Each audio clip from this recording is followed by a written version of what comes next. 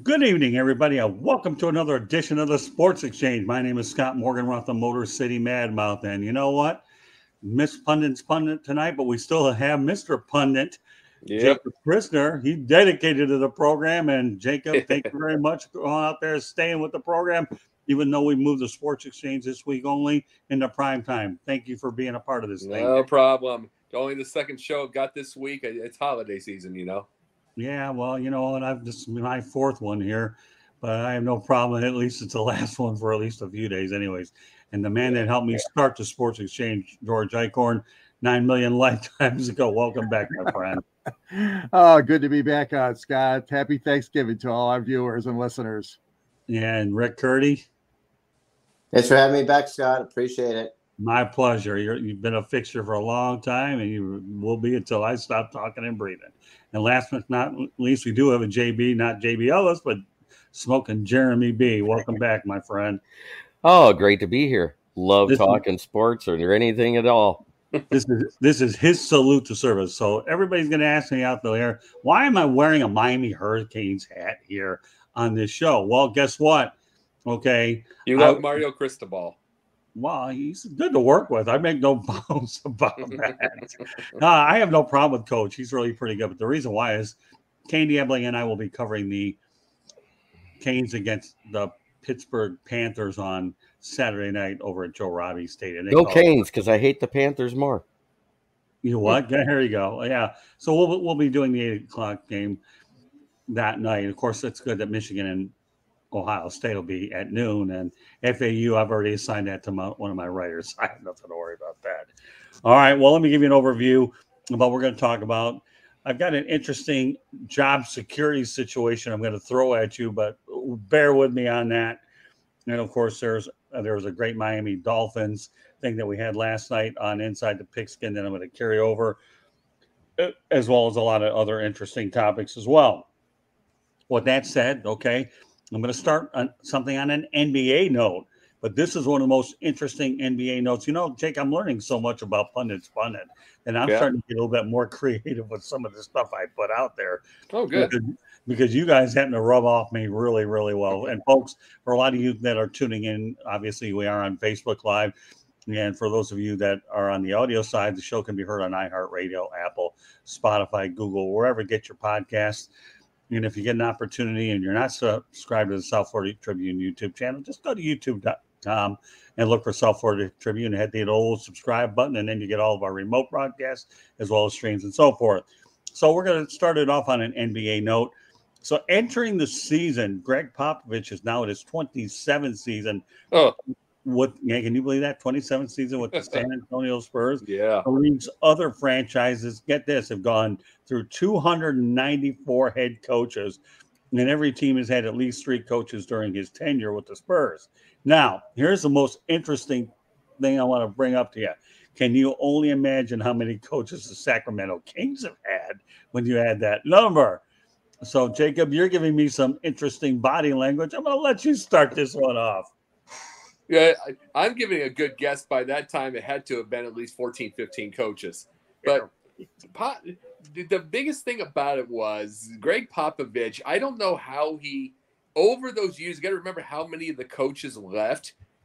I got to wonder how he lasted through, and how if he would have lasted because there was a couple of those that were rings. You know what I'm saying? A couple of those that were rings by itself, but then there were ones that won rings that were gone also. It's just like he's lasted 27 seasons. He's lasted through some very bad, very, very, very bad seasons in the last few years as he's gotten older. But he must have just been seniority. It must have just been kind of grandfathered in, if you get my point. But I always wonder this about, it's like he's gone through a point where people wonder if they want to fire him, if they want anything. I think he's also the greatest of all time. Right. After the fact that people found out what Phil Jackson was like, and then they became political. So everything. So there's always been these different type of changes. But overall, Popovich, he's the last of a breed. Yeah. He's the last of a breed. We're not going to, because you got to remember, he's the last of the ones that move the ball around, try to get it inside. We don't even see that anymore. Huh? And play defense. Yeah. He's the last of that breed, really. But you got to realize Now what's becoming a problem with Gregg Popovich is the fact that even though he's one of the all-time greats, played defense, ball movement, he also had Tim Duncan. I feel like in the heart of hearts, he has been looking for another Tim Duncan and has failed. He's been looking for that thing. And then they go for the three-pointers more, and I don't think he quite likes it. I don't think he's built for it. Yeah, I actually met Gregg Popovich when I was covering the Spurs and the Toronto Raptors when Michigan was taking on Nebraska in the Alamo Bowl. And he's a straight shooter, this guy. If you're looking for a guy to give you the most candid quote, you better look somewhere else. He's not doing it. He just simply tells you straight. But you know what? I have the utmost respect for Gregg Popovich. And I thought when he was going to leave that Becky Hammon would have been a potential successor, but she took the job out at the WNBA. Las Vegas Aces, we all know what that happened there. She went out there and won a WNBA championship. Not going to go there, but she did coach in the summer league as well, the men's. She won that one. She won that one. It's like, truthfully, you got to wonder who's stopping this really, because because Becky Hammon would have been the perfect choice. Oh yeah. It's the same with we bring up Kim Ng, and she was a perfect choice for keeping her around. She was a perfect choice for it, but they gave her a bad opportunity in baseball. This was the perfect choice for an NBA coach. You pick the wrong one to choose for, and she loses. There's not going to be choices for a while. Right. Becky Hammon would have won immediately. I think so too. Yeah, in fact, not only that too, I believe when he was tossed one game that she ended up filling in for the rest of the game, if I remember correctly. But nevertheless, okay, we'll turn over to Jeremy. Gregg Popovich, some thoughts about him. Well, he's been there longer than 9 Pistons coaches. I mean, what else can you say? He's a consummate coach as coach. He has that old school feel to him. The problem is the game has evolved past what he can coach. Right. Good point. Rick? He's a legend, Hall of Famer. I don't know how many coaches the Hornets have gone through. I think they even moved from New Orleans. They were the Bobcats, New Orleans. So who knows? But, I mean, what he's done has been amazing. I know the last couple years haven't been good, but I agree with everyone here that the game has changed. I don't think he even likes the NBA right now. Just too much shooting, no defense. It's boring. And I think he's just bored, but he loves to coach. But I'm surprised he's still there, to be quite honest. I thought he would have retired a couple of years ago because he has nothing to prove. Yeah, but he doesn't want to leave the team in bad shape either. I think he wants to get a turnaround, and he'll leave when he's ready to go. Yeah, go ahead, Jacob. Yeah, the smoking. I'll say this to you. You were bringing up about the game passing by. We talked about this. You know this one, Scott. We talked about this as a subject a 3 weeks ago. Right. We said, what happens with older coaches or older people who, when they were, like, for instance, Tom Landry, we brought this up. Tom Landry, he innovated everything in football. Then one day he got old and just stopped, and he stayed the same. And it's like you have to wonder what happens to old people that just makes them stop innovating. I mean, mind you, look at Popovich. Listen to his political views, whether we agree with them or not. He is completely. His political views are totally for forward thinking, completely through. Yet his basketball is completely. I mean, his basketball. He hasn't gone through any kind of new changes or anything like that. It's like it's completely stopped. What happens with older people that makes them stop? Just innovating, stop thinking, because you're not dead. You can innovate. Right. You can still innovate at 80. You can innovate at whatever. I've seen this in my personal thing. You can try. I wonder what happens to older people with that case. They get set in their ways. Yeah, right. I was just about to say that. They get set in their ways. George, what do you think about Gregg Popovich? Obviously, the Pistons. Oh, he's an icon, no question about it in basketball. I don't care for his political views personally, but that's my opinion. I don't feel it's necessary to bring that into the basketball world, but the sports world. But that's what he does. That's what he is. I think of two guys, Jerry Sloan, and I think of Phil Jackson, that have been around or were around a long time, that were kind of in his class. But even they obviously didn't last as long as Pop did. Just a remarkable record, a remarkable career. he's just he's just so dedicated. And, the ownership and the management of the team has a lot to bring in back that coach year after year after year. They have a lot to say about it. So, I mean, the San Antonio Spurs has been just an awesome franchise for so many years, even going back to the ABA days. Right. That team was a great team. So has the game passed him? I don't know if it's passed him on. I agree with you, Scott. I think he wants to leave a positive legacy. He doesn't want to just walk out right now. I'm sure that the ownership is just telling him, stay as long as you want. Right. But there's got to be a point where that is set in stone. I mean, he can't stay there forever, like you guys said. I mean, even if he gets into the age of 80, which he won't stay that long, but he's just an amazing man. He's an amazing coach, and he's taught so many players over the years, so many great players. That's what I admire about him. Yeah, well, the reality is he'll leave on his own term. He'll have a statue right outside of that arena, and the owners will let him stay as long as he wants. And I'll go back on what Jacob said. Okay, if there was ever a time that Becky Hammon could have been the successor, it would have been then. I don't think there's a clear-cut choice now. But Becky Hammon, had she have stayed there, I could have seen Popovich maybe step aside, but now he's not ready to leave yet. He won't leave because he doesn't want to leave it in tough shape. All right, let's go on to the next topic, okay? No job security for Zach Wilson. New York Jets, Mr. Lack of accountability. He's been benched, okay? Coach Robert Saleh views it as a reset. Mike White starting versus the Bears. Joe Flacco is the backup. Well, it's not like we didn't see this thing coming. So, you know what, Jake, I'm going to let you go ahead and take the lead on this one. Considering the Bears have a Swiss cheese defense and you don't give them a chance, because there was that rumor that they were going to give him the one shot left, and then all of a sudden they just went to Mike White.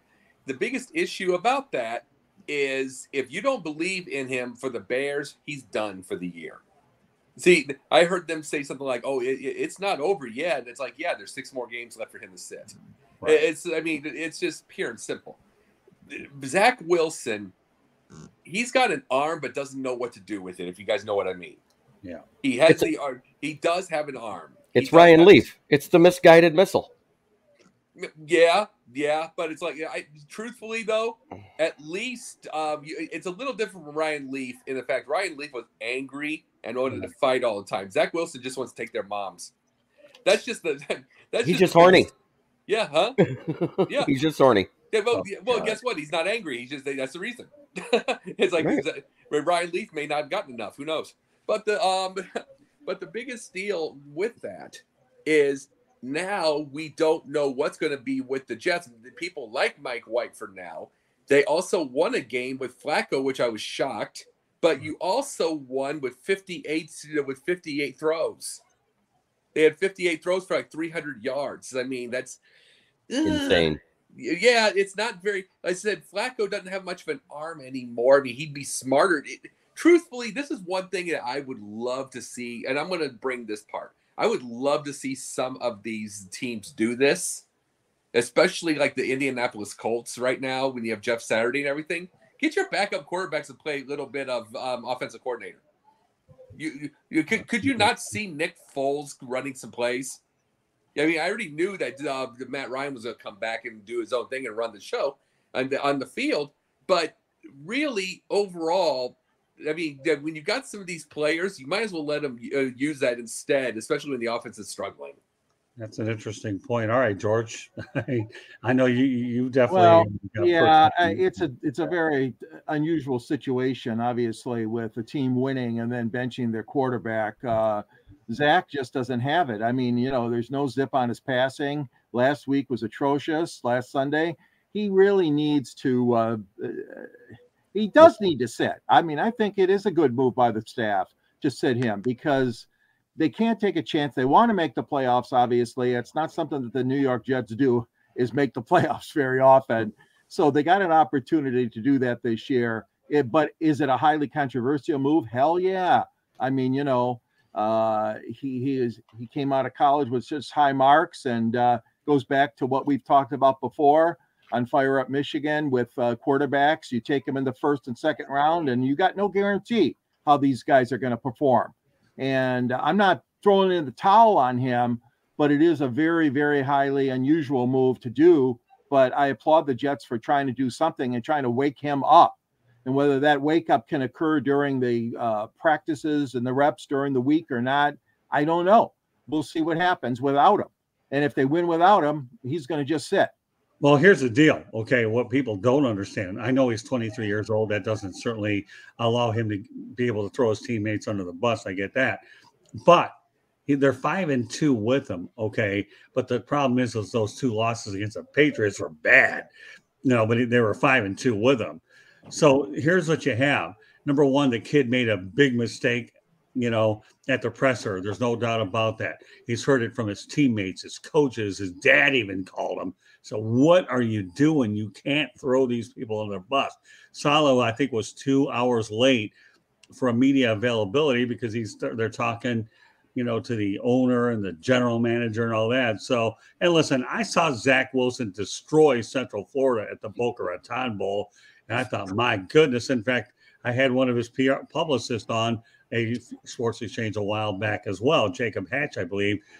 And I was impressed with him. I'm not writing the kid off. Is it a wake-up call? Yeah, he's 23 years old. I've seen a whole lot worse. But, yeah, I mean, what choice did Robert Saleh have? He had to maintain control of the organization. And he said, listen, I'm not putting the final nail in the coffin on this kid. The last thing you want to do is have a first-round bust. Right, but what you have to do is put out the fire there is what you have to do. And evidently there's one that one definitely got lit up. And you had to kind of slow things down a little bit. You don't throw your teammates, let alone the defense, under the bus, knowing full well you only amassed 77 yards. I mean, we're talking 77 yards, okay?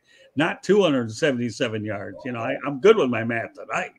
Hey, this reminds me, though, of those times when Trubisky was the starter in Chicago. People would say, he could only make this throw, or he could only do underneath or 5 yards. Did you see some of those throws by Wilson? It's like what fans don't understand is if you're off, you call it the misguided missile, Rick. It's right. Like you call it the misguided missile. If it's not, here's the thing: if your brain is off, you can't make any throw. So just to make the idea of, and by the way, Smoking Jerry McGee knows about Trubisky making more throws than that on Detroit all the time. Yeah, oh, Jesus. But the biggest thing is, it's like you will hear fans say this about certain quarterbacks they don't like. I just use Trubisky as an example. They'll say that, oh, he can only make this throw. Wilson was proof that if your brain is mush, you can't make any of those. You see that screen pass the other day. You see a screen pass on Sunday. Right. Well, I mean, I like the term that Saleh used, okay, that he's resetting him. I think he is. I mean, you got to reset him, take him back, make him sit out a little bit. Listen, every athlete runs into a wall once in a while. It happens in baseball when you have a slump. You set the guy down and let him think a little bit if you're not overthinking. Zach Wilson, I think, will be fine down the road. And I think the Jets aren't going to let him go. He just needs a little time off. They'll know when it's right to bring him back. They will. But they had to do something right now.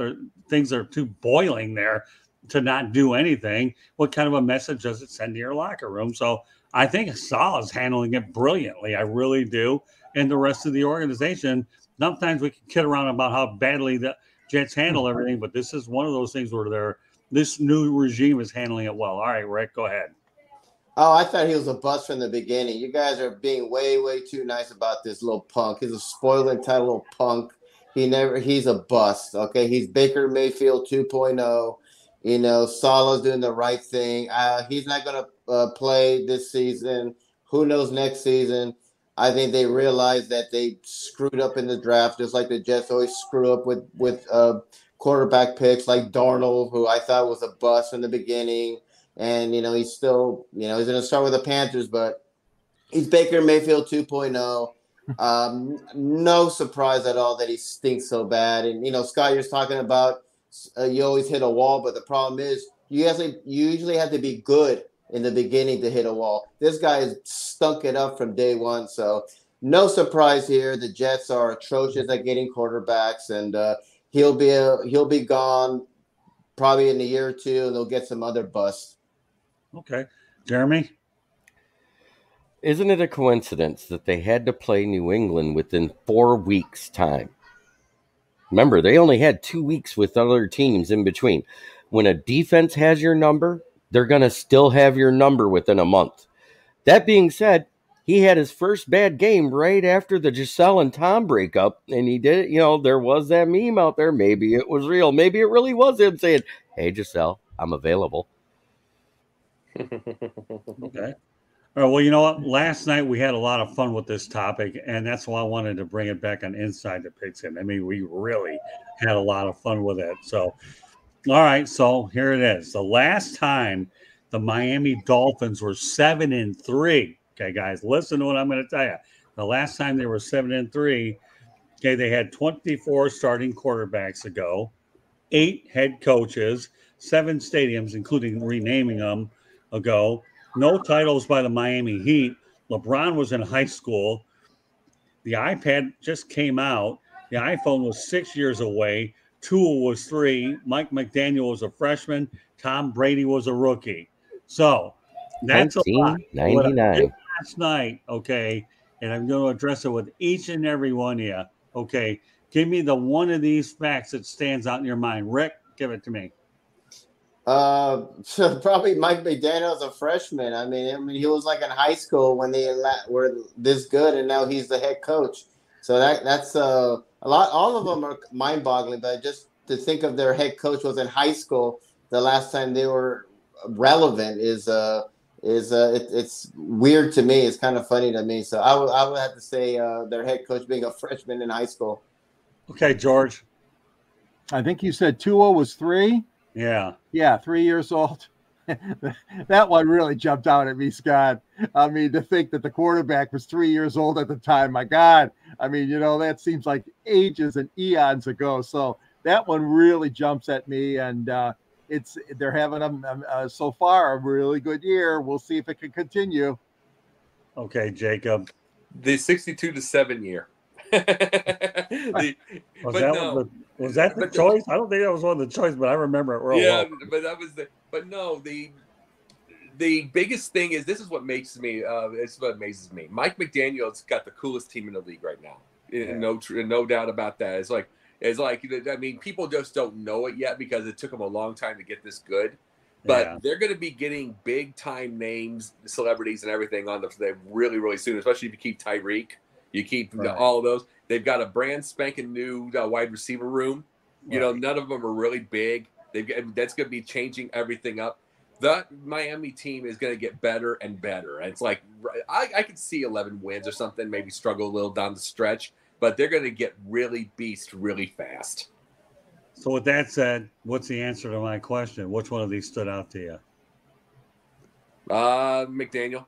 Being a freshman, it's like that's the absolute thing. And 2 at 3, it's like it just amazes you. You forget. You know what? You're trying to look like Rick Curry. I give you this guy when I tell him to give me a Mount Rushmore, he gives me 5 instead of 4. So now we got the let's stretch the limit brothers here, Christner and Curdy, the double C's. That's okay. All right, I'm just kidding with you, Jacob. It's all part of the love, brother. All right, JB, this version of them.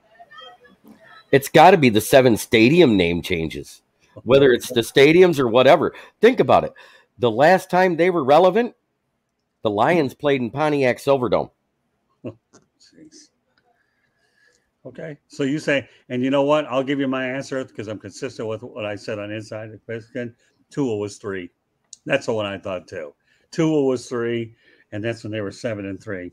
Do I see some lottery numbers there? Because if I do, I have a feeling my crew's going over to the store. They're going to go out there and launch his broadcast. 373.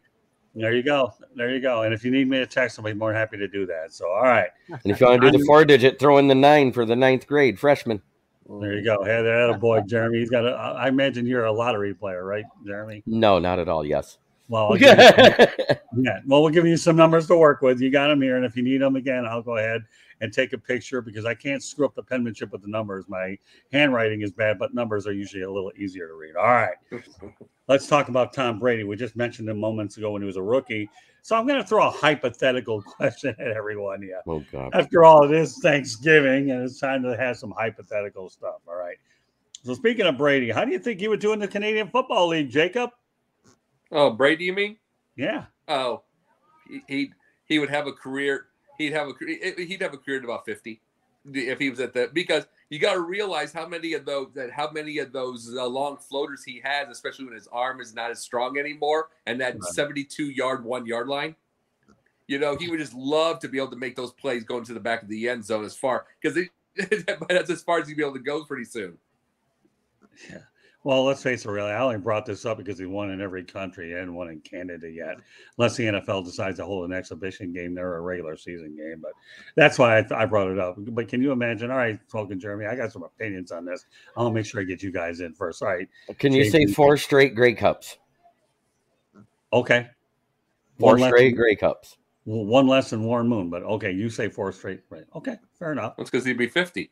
That's the only reason. He's 44, turning 45. He will retire at 50. He'll play till he's 49. Yes, so 4 straight. Got the logic. Good stuff. Okay, I like that one, Jeremy. All right, Rick. He would break every single season record. He would hold the most Grey Cups, and they would have a statue. They probably their logo would probably have him on their CFL logo. So he would just be like the Babe Ruth of Canadian football. Okay, George. I'm not going to argue with any of my colleagues here. I think he would tear them up, and he would set the CFL ratings through the roof, whether it's on CBC or CCTV or whoever's covering that league. It would be unbelievable. And, of course, the following would be fantastic. He'd be able to sell out stadiums that normally are half full in the CFL north of the border. Got another question. Would he go to Toronto or Edmonton? Edmonton. Toronto. Toronto. Well, I got a different answer. I say British Columbia, the Lions. If Detroit Lions can't win anything, at least maybe British Columbia can anyway. British Columbia lost this year. That's okay. Hey, listen, he gets to play at BC Place indoors. It doesn't matter. The Argonauts won, so he'll go there. Where? The Argonauts won in Toronto. Oh, yeah. Okay. Hey, this is a fun subject. We got George and I and Jeremy. We're born with this stuff right near Metro Detroit when they broadcast CFL regular. So, yeah, I would say that Tom is good for at least 5 championships with the British Columbia Lions. We can't get the Lions to win one. At least let us get another one. And one of my longtime buddies, Frank Lodato, who was one of our first guests I had on the Sports Exchange before we went visual. Frank Lodato used to be a sports psychologist, and I had a chance to do a interview on Peter Ween on WEI Network. Rick remembers that one. Wally Bono, but that's beside the boy. So it's safe to say now I think it'd be interesting to watch Brady on that long field with those big end zones. I guarantee you one thing about the Canadian Football League, though. Dan Orlovsky could not run out of the back of those end zones, considering what he did in Minnesota during the Lions 0-16 season. Why am I bringing it up? Because they talk about far and wide and Canada. My goodness. All right. So with that said, it's safe to say Brady would do all right. So let's go ahead and talk about the biggest rivalry in college football. It's the season to have them. So, all right, Jacob. Well, who do I think is the biggest rivalry? Yeah, biggest rivalry. Don't try to stretch it. I'm here in Alabama, Auburn. I'm hearing that, but I'm still going to say Ohio State, Michigan. Okay. Because I'm a Midwestern boy by itself. And it's like Michigan. Really, I shouldn't say it because I want to give up on the idea of Bears and Packers being a rivalry because the Packers have beat them for the last 30 years. Right. But for the most part. But the Ohio State been dominating Michigan. But really, by itself, I mean, it's a really close tie. But now that Harbaugh's figured it out, I really believe that it's Ohio State, Michigan again. Okay, that's fair enough. Okay, Jeremy. In college football, you got to say Michigan and Ohio State. They've actually met the most out of all the rivalries. It's been going longer than even the Michigan State rivalry. Okay, that's fair enough. Rick? Well, as soon as Michigan starts winning, I could put that up there, but I'm going to go with They did last year. I'm going to go with, well, they haven't won a championship yet in a while, That's but true. Anyway, I'm going to have to say Alabama and Georgia. You know, they've won championships. You know, you got Kirby Smart, who was there with Nick Saban, and Georgia looks like the best right now. You know, Alabama's, I guess, struggling since they have 2 losses, but those two are the 2 of the best teams in college football, and their rivalries their games are always exciting. So I'm going to go with Alabama and Georgia. That's good. We got a different. Alabama's struggling. They have 2 losses. Yeah, they're struggling. That's struggling with Nick Saban. That's struggling with Nick That's Saban. a struggle for them. That'll be a January 1 bowl game. It's still fine. Well, I know where George is going, but let George speak for himself. We don't call it the rivalry, do we, Scott? We call it the game. There's only one the game, and that's Michigan against Ohio State. Hey, but you know what? I'm going to do a close second. Not too close, I shouldn't say, but USC and Notre Dame is one hell of a rivalry, too. That one cooks up at Southern Cal this weekend. So that one's been going on a long, long time, USC and Notre Dame. And let's hope it can continue in the future, despite what the Big Ten looks like. Of course, it won't be played in November any longer once USC is in the Big Ten. But right. Michigan, Ohio State, no. I mean, come on. Woody Hayes against Bo Schembechler. We remember those days. Unbelievable. Keith Jackson. Whoa, Nelly, was the announcer on ABC most of those years. And now, of course, there's been a dry spell, obviously, with Michigan losing so much to Ohio State, except for last year when they finally won. So, but no, that game is off the charts. Okay, well, obviously, I know my choice is Michigan, Ohio State. I don't care. I mean, look, you got the team that's located up north. A lot of people talk about that. We know Urban Meyer and all that. But, let's face reality. These 2 programs are obviously 2 of the winningest programs in college football history. And it certainly had a lot of games. It's hard to go against it. I don't really know if I have a secondary rivalry, but if I guess I were going to go with one, I'd probably lean in your direction, Rick, with Alabama, Georgia. I couldn't even ask myself to put Clemson in there because they've only been relevant recently in the last 10, 15 years. Other than that, they weren't doing anything. And if I had to really look at another rivalry, living in the Southeast like I am, I would probably go ahead and go Alabama, Auburn, too, would probably be one.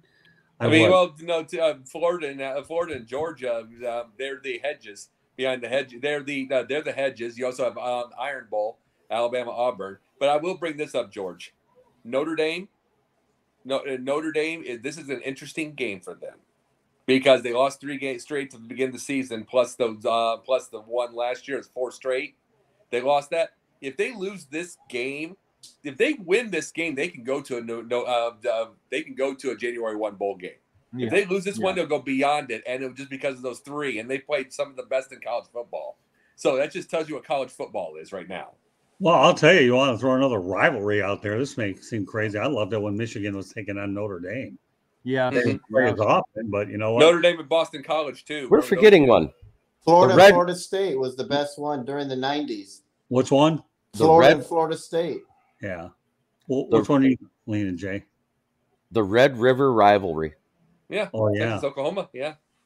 Yeah, that's a good one, too. And they get to pick it up over in the Southeastern Conference to get humbled like the rest of them. Oklahoma and Nebraska, remember, was a good one. Yeah. Not anymore.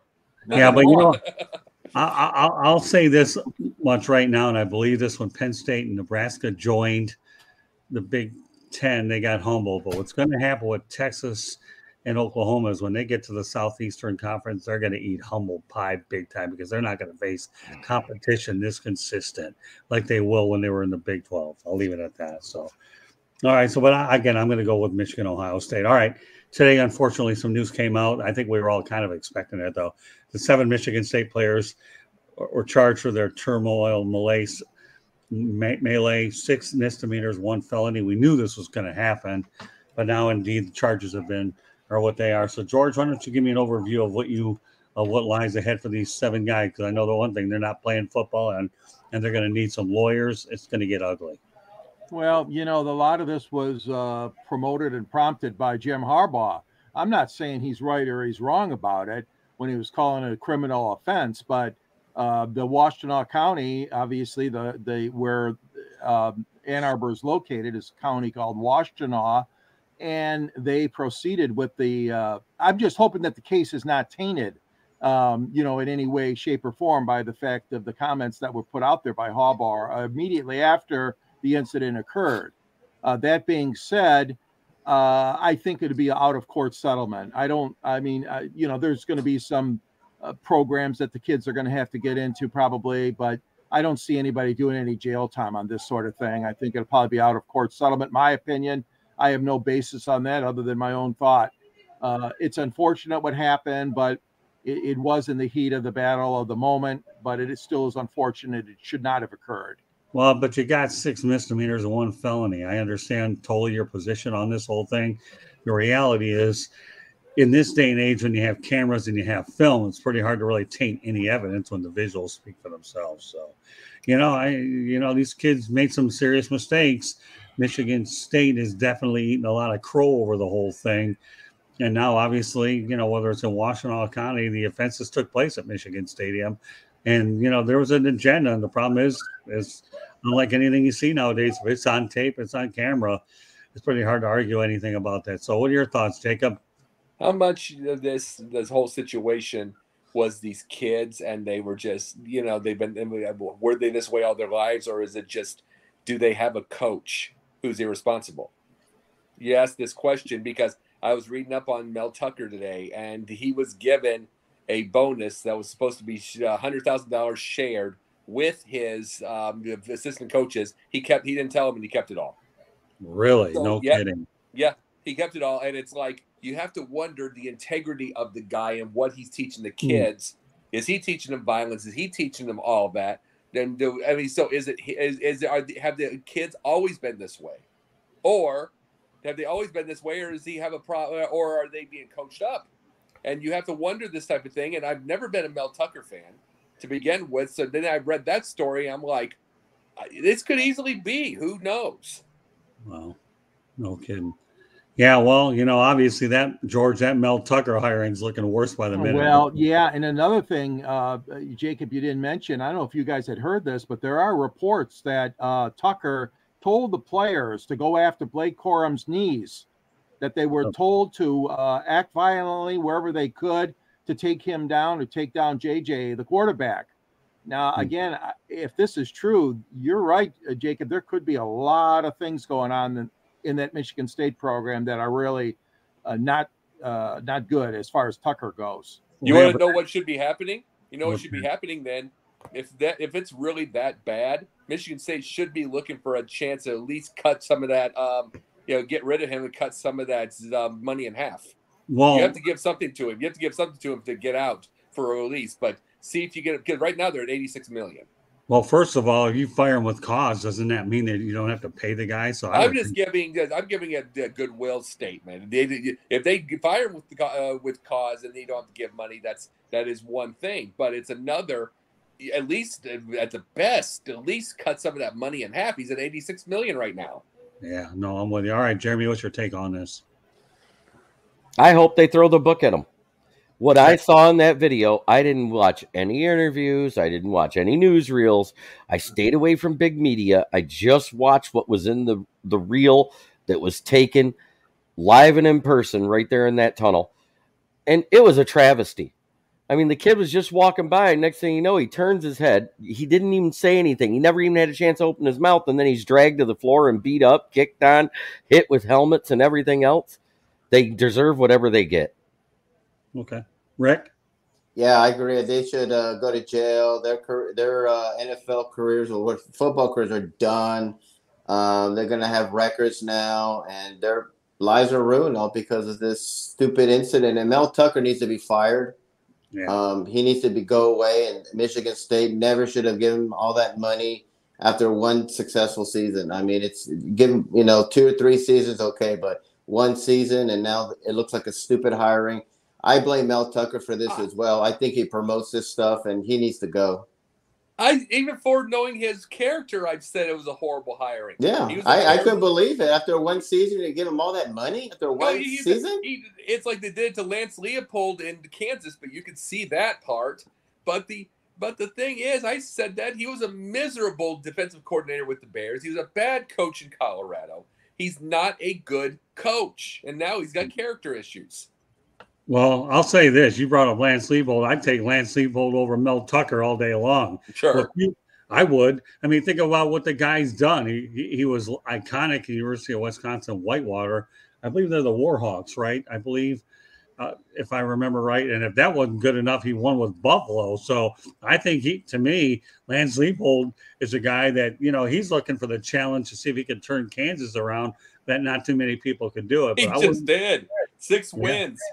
Yeah, well, that's all right. That's good for him. I can only imagine what it'll be like as he builds momentum. But yeah, I think the sooner you move on from Tucker, the better off you are. However you do it, and this is becoming so much more embarrassment by Michigan State. By the minute, you got to wash your hands as quick, and it's just unfortunate. But we expected the charges to be, and whether Jim Harbaugh tipped them off or not, that's beside the point. But if you're telling me what I think is true, Jacob, that there was other stuff that occurred about Corum.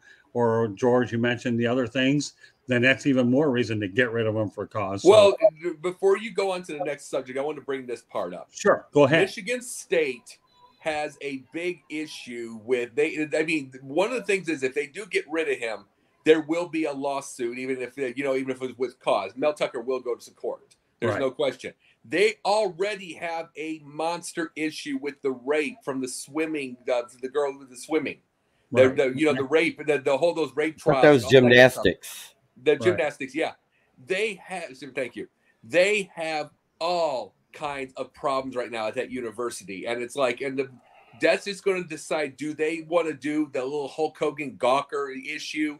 I mean, I'm just saying that in comparison, that whole idea where you're taking a chance at just getting your name thrown through the mud just to try to win something, because that's what you'd have to do to get rid of Mel Tucker. He'll take it to court. He deserves nothing, but that's just the whole thing. He would take that to court. They've already had problems. Okay, well, true. Yeah, we'll leave that as the final word on that. So, all right, let's go around the horn a little bit. Rick, give me a prediction: Michigan, Ohio State. I have Ohio State winning this game. I would say 31-20. It'll be a good game, but I still think Ohio State is one of the best teams. 31-20. Is that what you said? Yeah. 11 points. Okay, George. I know we talked about it. My heart says Michigan, but we still don't know the status of Blake Corum after he got hurt in last week's victory over Illinois, a much tighter game than anybody in Michigan had hoped for. So I'm going to have to go with Ohio State to win by, I don't know, I'll say 37-24. Okay, Jeremy? Well, considering I heard it was just a bruise and he's back practicing, I'm going to say Michigan wins, but it's not going to be like an astronomical number because both defenses are actually really good. So I'm thinking it's going to be like a 24-21 Michigan. Yeah, and you know what? Again, that's a good point because we addressed this on Fire Up Michigan a couple nights ago. Corum plays Michigan 31-28. If he doesn't play, then I say it's 38-24 in favor of Ohio State. So. All right, well, we got some things. I got one. We didn't get Michigan 41-31. The reason I still remember the Ohio State Northwestern deal where they had such a lull in their offense before the second half. They get those kind of lulls with a team like Michigan, they're dead. I see 41-31 Michigan. Sorry about that, Jacob. Thanks for flipping no that. Problem. Okay, well, you know what? We'll give you some more predictions. 3 of them. That is Bills Lions 12:30. The Lions, I believe, have lost 6 straight Thanksgiving games. If I heard, unless somebody can clarify me on that. They get the Buffalo Bills riding a 3-game winning streak. All right, Jeremy. Yeah, the last time we won was versus the Raiders on November 22nd, 2016. But that being said, I think they have probably 1958. No. Anyways. I think they got a legit shot to win. Josh Allen has got a little bit of throwing mechanics problem due to his elbow, and it was visibly noticeable in Ford Field with no wind, and his ball had a little bit of a hook to it, so it was off target a lot of that game. Yeah, he made some good throws at the end. The biggest thing we got to take away is Stephon Diggs, but yet you can't sleep on Gabe Davis either. He's a speedster. I think they can win. Because they have the better run game, which means they can dominate the time of possession. I'm going to go 27-23 Lions. Okay, Jacob. I think Dawson Knox is going to have his biggest game of the year, even bigger than last week's. Because you're correct, by the way. His arm is a little bit off, a little bit of a hook on that. He's going to start doing some of those 8 to 10 yards to Dawson Knox, and you know how he can run. So you're going to see some 20-yarders there. I think it's going to be close because I love Dan Campbell. Love the guy. They fight all the time. But I say 31-27 Buffalo. Rick? I have Buffalo 24-21. I think it'll be a good game. And Jacob, I don't like Dan Campbell. I think he's all bark and no bite. Okay. George? Well, they bought into his all bark. They sure have. I mean, 3 wins in a row, big let me deal. put it this way: if he wins again, Campbell, I mean, this whole town is going to go crazy. Everybody wants him to be successful. They like the regime that the Lions have assembled.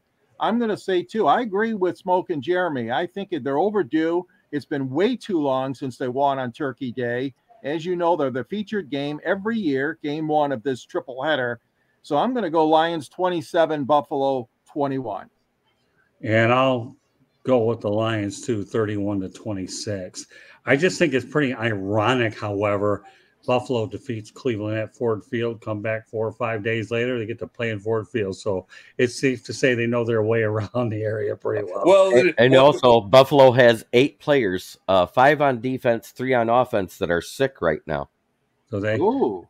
Now, I will say this, though. I do hope Florida Atlantic University graduate Devin Singletary has a good game, but just not too good of a game because Devin Singletary is a special player, and I like seeing good things happen. After last week's efforts versus running backs, the Lions are actually 11th versus running back rushing yards for the season as a defense. Well, I'm wearing a Miami hat, but I hope Devin Singletary has a good game, but not too good of a game. Well, the fun thing about it is, I was bringing this up, Rick. I said 4 wins, 3 to 4 wins last year, 6 to 7 this year, playoffs next year for Detroit. So they're going to right on track. They're cursed. Curse is franchise. Curse is in. That's the Cubs. Well, but you know what? I believe Jamison Williams has been practicing, right? Is that correct? Yeah, he is on that 20-day enabled practice where he can practice in a limited fashion with the team. He's due back either next week or the week after, so it'll be Jags or Mini is when he makes his debut. All right, so give us a stat that you hit us with on Monday night about the Lions and the Giants, Jeremy. That was really good, and these guys need to hear it. Historically, the Lions versus the New York Giants, they are 25-21-1 versus the New York Giants. So I said, hello, New York Giants, to your daddy. There you go. Yeah, well, that's why it was worth repeating again. So, all right, there are 2 other football games. Giants at the Cowboys, 4:30.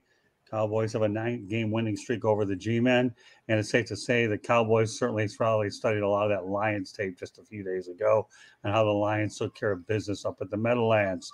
All right, with that said, Jacob?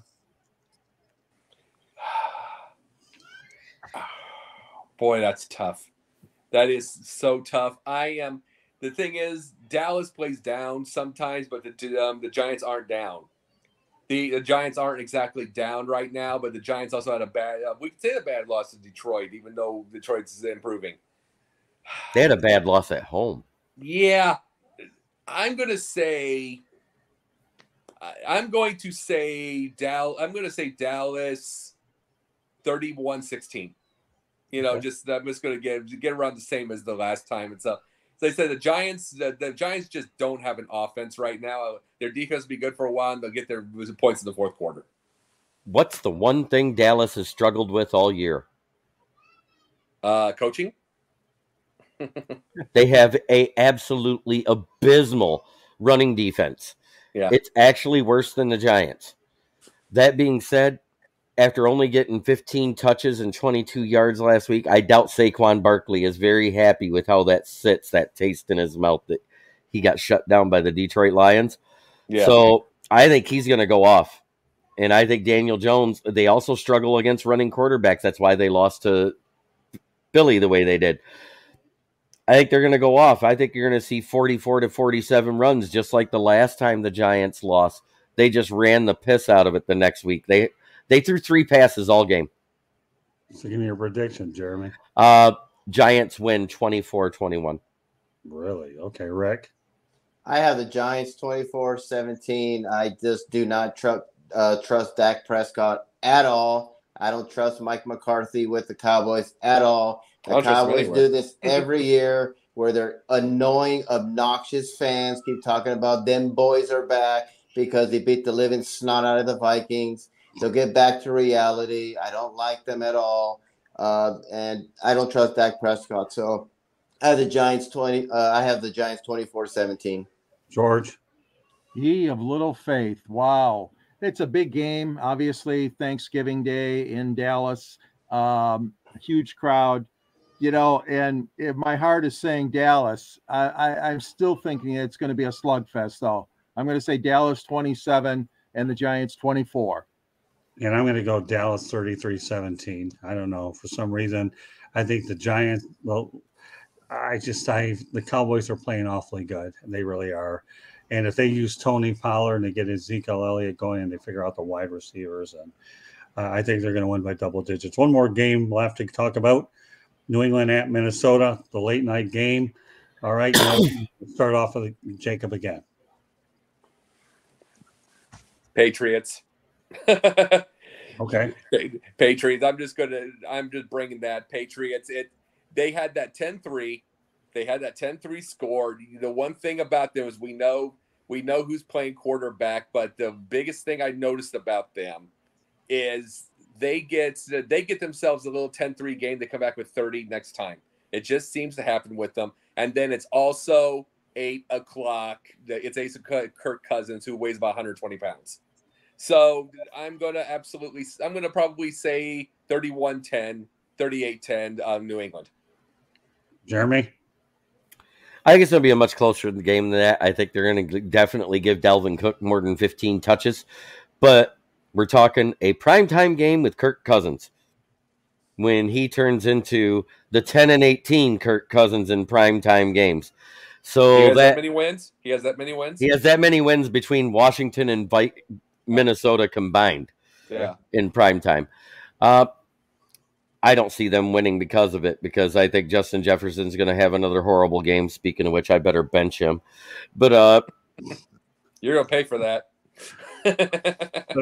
If I do, I do. I didn't pay last week. I still won with him benched, but because I knew that would be a bad game. That being said, I think the New England Patriots will beat the Minnesota Vikings.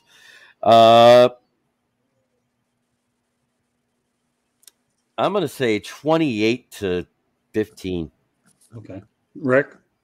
Yeah, Kirk Cousins chokes during these big primetime games. We all know that his record on Monday Night Football, whatever it is, he sucks. And so the Vikings, not really a big believer on their record. And the Patriots, even though they're not the same, they're still a pretty good team. So I have them winning like 30-14, something like that. Okay, George. Kirk Cousins from Michigan State University. He's going to come through and rally the troops, and they are going to defeat New England, I would say, by a score of I'm going with about 28-21. Yeah, and you know what? I'm going to ride the Patriots 24-14. Well, I lost confidence in the Vikings after what happened the other night. They were exposed, and they were exposed badly. All right. At home. The only good thing that came about the Cowboys winning is that the Lions were the only NFC North team to win last week. Well, there you go, Jeremy. There's a reason why we bring you on these shows. You always come up with some good ones. You do. This guy, he just keep it up. And also, he loves your beard. Oh, he did. Well, I don't know. I see my dad tomorrow, so my dad won't like me having the beard, so you guys are looking at it for a while. Hey, if you're watching this thing, it'll be gone by the time we get over to Peter Pan's Diner out in Fort Lauderdale. Oh, are you going to shave? Yeah. No, I'm not shaving. I'm mowing it off. Oh, okay.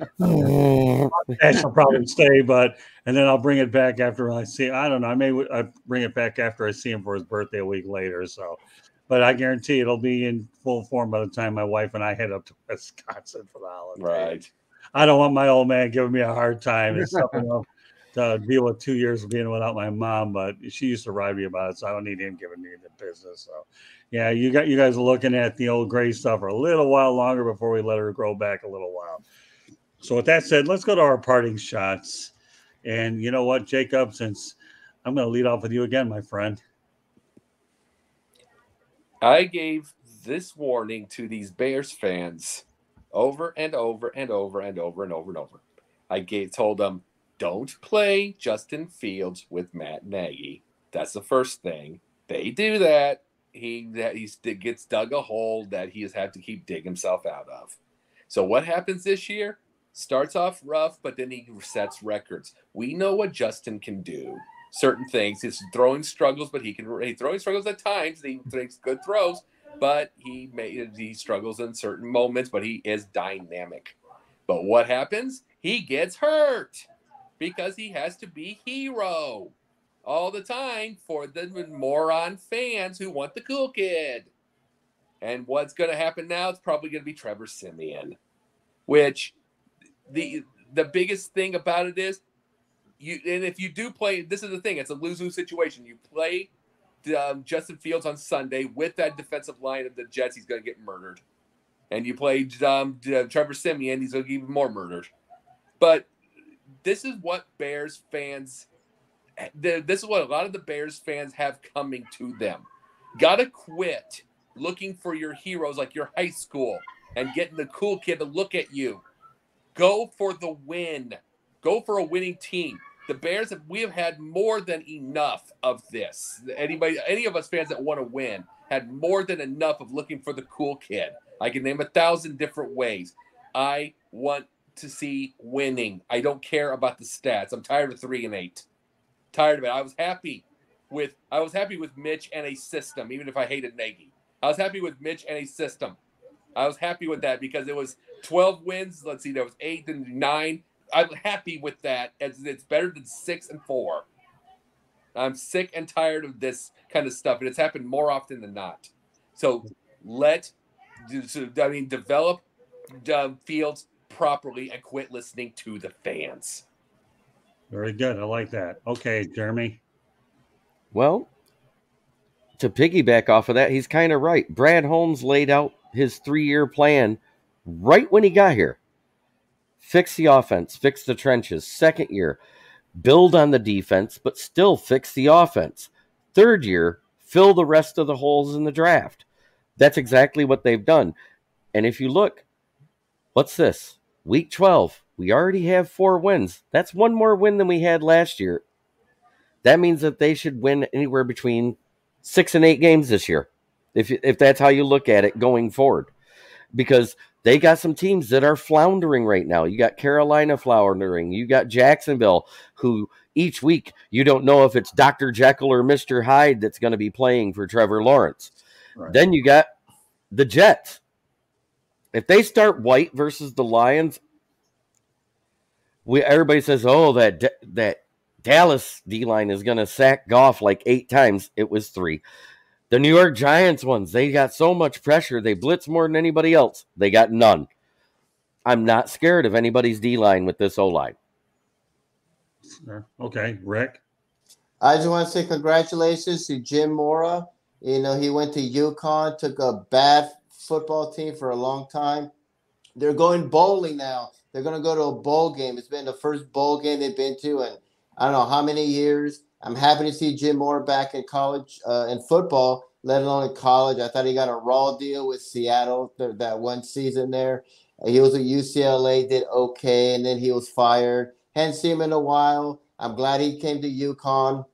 Big challenge he had to do, and in one season to go into a bowl game. So congratulations to UConn football, to Jim Mora. I like that one, Rick. Okay, George.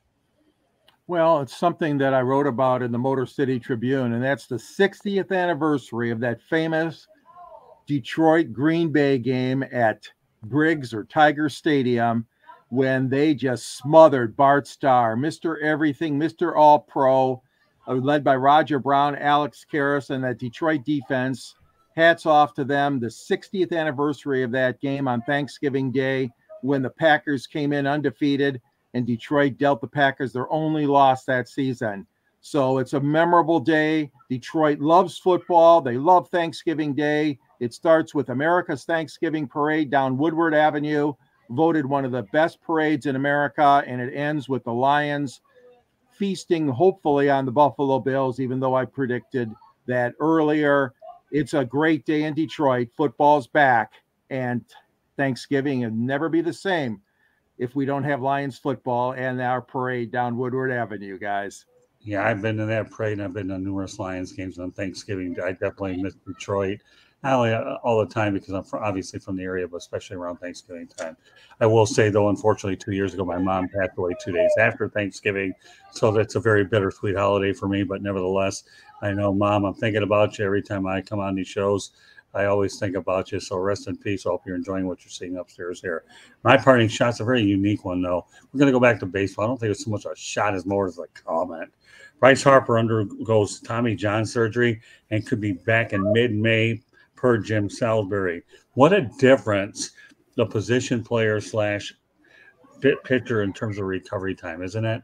You're talking about a pitcher, you lose an entire year and a half, but a position player you get that just mind boggles me. So, and I'll tell you what, of all the modern day players, I have to tell you, of all the ones I like, Bryce Harper is probably easily in my top 5. I love this guy. I really, really do.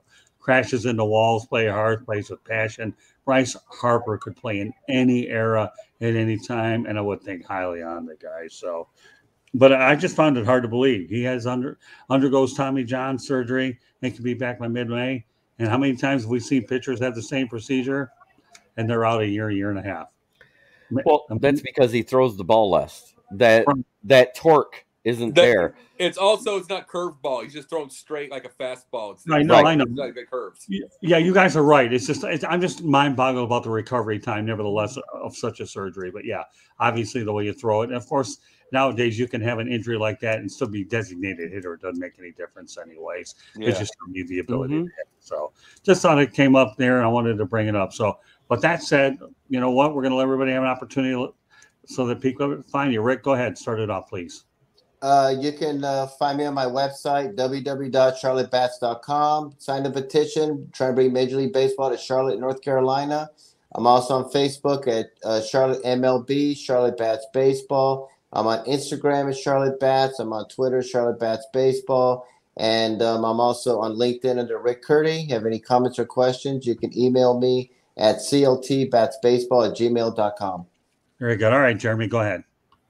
I'm with Kneecap Biting and Smoking Jeremy B. I do my podcasts on Mondays, Wednesdays, and Fridays. And tonight, after I get off here, I have my NFL Roundtable Talks with Weekly Pick'ems. And since it's a Thanksgiving Day game, it'll be the Lions pregame show, too. That being said, I also write editorials for the South Florida Tribune underneath the Motor City Tribune. Just look me up. Very good. Okay, Jacob. You're on me to give my first little promotion of the new show that I'm going to be getting. But I'll tell you this. Sunday nights, the Basket Bros with you, Scott, and all of their others. And then right afterwards, me and John Shearer are going to be doing a show called The Checkdown, going over the NFL during the week. Right after that, we're doing that Monday nights during the season, and NBA Carousel, Megan Price, Tuesday nights during the season, Confidential, no more 11 o'clock. Wednesday nights, double headers. And we see this here. Normally Pundits with Scott, also with everybody else. Jay, Jen, me, everybody. And then this show, the Sports Exchange. Thursday nights, I'm away from the Sideline Sports, and I do a show called The Yin and Yang with TJ Sampson. We talk about film. We talk about psychology, politics, all kinds of stuff like that from the 2 different perspectives and philosophies. So kind of working like that. And then on Friday nights, once in a while, I'm on the Gauntlet. And then I'm also working on a couple movies. So things are going well. Yeah. And like I said, I enjoy coming on Basket Bros. Great show. I mean, at a time when George Eichhorn and I covered the sport when it really mattered and people cared about it. And of course, obviously the Pundits Pundit, you do an outstanding job with your magazine format to try to keep it real. Folks, if you haven't seen the Pundits Pundit, go over to Sideline Sports every Wednesday night at 8 o'clock. You got to watch it.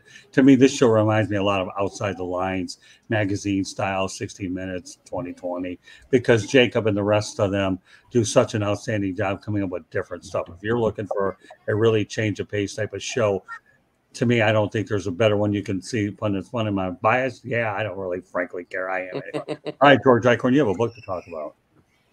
Detroit Sports Broadcasters on the Air. It makes a great gift this holiday season. 128 pages of Detroit's and Michigan's rich sports broadcasting history, featuring the likes of Ty Tyson, Ernie Harwell, Ray Lane, Van Patrick, Bruce Martin, and Frank Beckman, and Mr. host of our show, Scott Morganroth. You're featured there with Muhammad Ali and Jimmy Connors. There's a link to my book on the South Florida Tribune and Motor City Tribune websites. I write for that as well, and the Detroit Monitor. You can reach me at gicorn@yahoo.com or on Twitter at SNGSports99. And I will say this, George Eichhorn does a really good job, going around our network, filling in on different shows and the Sports Exchange, something we created. Let me go over our stuff very quickly. This show, the Sports Exchange, can be heard on iHeartRadio, Apple, Spotify, Google, wherever you get your podcasts. So whether you're in the subway, whether you're on a bus, whether you're in your car, whether you're walking, on a bike, whatever, that's how you can hear us. Our website is www.southfloridatribune.com. Also, please subscribe to the South Florida Tribune YouTube channel by just going to youtube.com, look for South Florida Tribune, hit the subscribe button. You'll get all the necessary notifications that you have about everything we're doing. We do a lot of remote stuff on the road, whether it's media availabilities, as well as the streams. And, of course, I appear on lots of other shows as well. My Twitter information is at Tribune South. We're also have another account called Tribune City, which is a Motor City Tribune page. And beginning in 2023, we're going to be streaming this to 6 different platforms. Even though we're allowed 8, I have 3 more. So that'll be another way to expand our reach. You can also email us at southfloridatribune@gmail.com. And a special kudos to Candy Albling. My goodness. You want to talk about the MVP of this network. She is definitely it. Make sure that all the necessary content gets up there, the shows and so forth. And I tell you, without Candy, we couldn't pull this production off. So meanwhile, you guys, as always, I only surround myself with the best crew, and I'm so proud of every last one of you. And I'm also thankful and appreciative that you guys took the night before Thanksgiving to give us some of your time to entertain our viewers as well. So great job, guys. I hope everybody out there has a wonderful Thanksgiving. Enjoy family, food. Be careful out there. And as I said before, last night, I have a philosophy that I like from Morris and Cat. Morris had 9 lives. We have to make the most of the one that we have. So, with that said, happy Thanksgiving. Happy Thanksgiving. I hope our predictions are right. Otherwise, it is what it is. But meanwhile, thank you very much, everybody, for joining us. And we will catch you back next week on the Sports Exchange /Pundit. Meanwhile, have a great Thanksgiving holiday weekend. Please be safe, everybody. Good night now. Night. Happy Thanksgiving. Good night. Happy Thanksgiving.